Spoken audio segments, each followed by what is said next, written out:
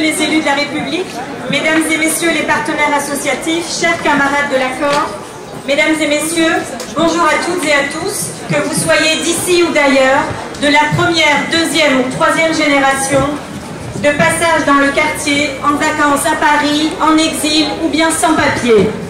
Ici, vous êtes chez vous. Ici, nous sommes chez nous. Ici, nous sommes chez nous, malgré les bruyants orchestres politico-médiatiques xénophobes qui semblent bien décidés à monopoliser les scènes européennes et bien au-delà. Nous sommes ici dans le 10e arrondissement, à la petite Istanbul, dans cette bulle d'utopie pour laquelle nous nous battons au quotidien. Cette utopie de terrain qui laisse entrevoir à quoi pourrait ressembler l'idéal républicain s'il n'était pas si malmené. Toute l'année et le temps de cet après-midi, dans cet espace interculturel, notre objectif est de renforcer le lien social. Un lien social que nous récupérons petit à petit depuis la crise sanitaire, mais un lien social toujours mis à mal par une crise sociale qui laisse sur le banc des milliers de concitoyens et concitoyennes. Notre association, l'Accord, qui existe depuis plus de 40 ans maintenant, porte inlassablement ses valeurs de liberté, d'égalité, de solidarité et de laïcité. Mais une laïcité qui n'a pas besoin de superlatifs ni de qualificatifs. Une laïcité qui se suffit à elle-même et ne discrimine pas une partie des citoyens et des citoyennes. Nous défendons un idéal où la liberté n'est pas qu'un principe, mais bien une réalité. La liberté d'occuper l'espace public, d'y danser, d'y résister, sans prendre le risque de se voir gazé. La liberté de dénoncer les injustices sans risquer une perquisition. La liberté de manifester sans perdre un œil. La liberté d'alerter sans être menacé en retour. Nous défendons des espaces où l'égalité est réelle. L'égalité entre toutes et tous, sans se voir discriminé en raison de son sexe, de son orientation sexuelle, de son appartenance réelle ou supposée à une ethnie ou à une religion. Un espace où nous défendons l'égalité de droit de toutes et tous à une vie digne.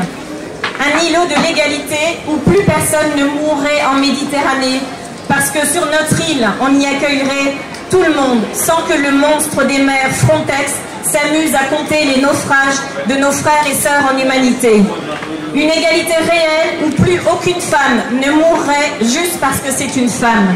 Ici, nous promouvons une scène de l'égalité où se côtoient nos héritages et nos identités plurielles.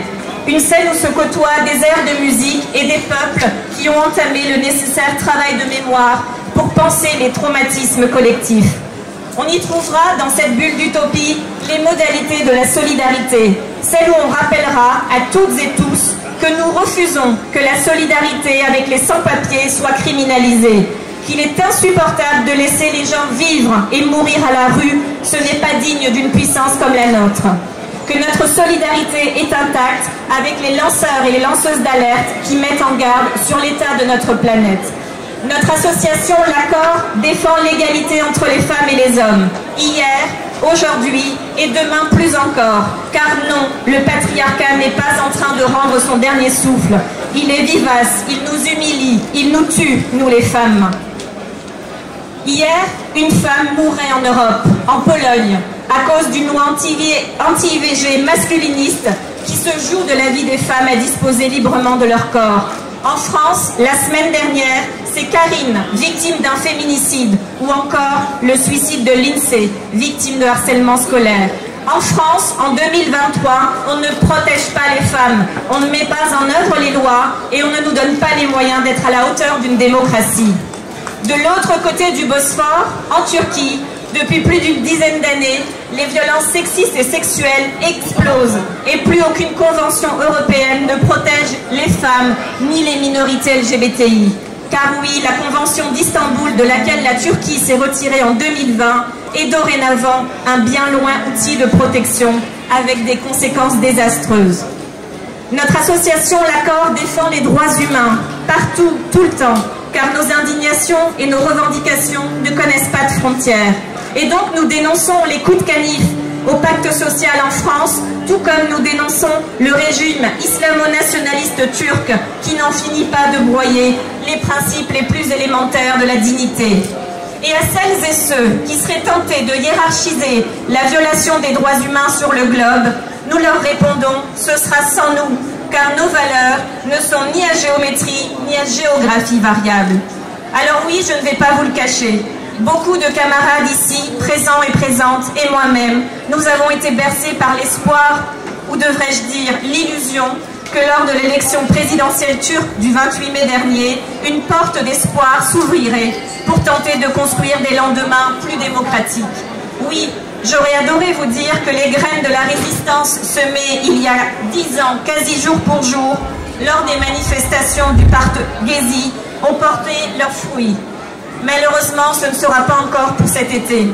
Et le plus touchant, je crois, c'est d'avoir cru qu'après 20 ans d'un régime autoritaire et répressif, où plus aucune séparation du pouvoir existe, que l'élection était encore un outil démocratique, alors que tout l'appareil d'État turc est entre les mains du pouvoir en place. Et si on nous avait dit que demain, ça serait pire encore, on y aurait à peine cru, tant cela dépasse l'entendement. En effet, cette fois-ci, la coalition au pouvoir est composée des ultranationalistes du MHP, des islamistes du Hezbollah. Ces mêmes qui pensent qu'aucune femme ne peut se promener ou vivre seule sans la tutelle d'un homme. Quel est le projet de cette nouvelle coalition pour la Turquie?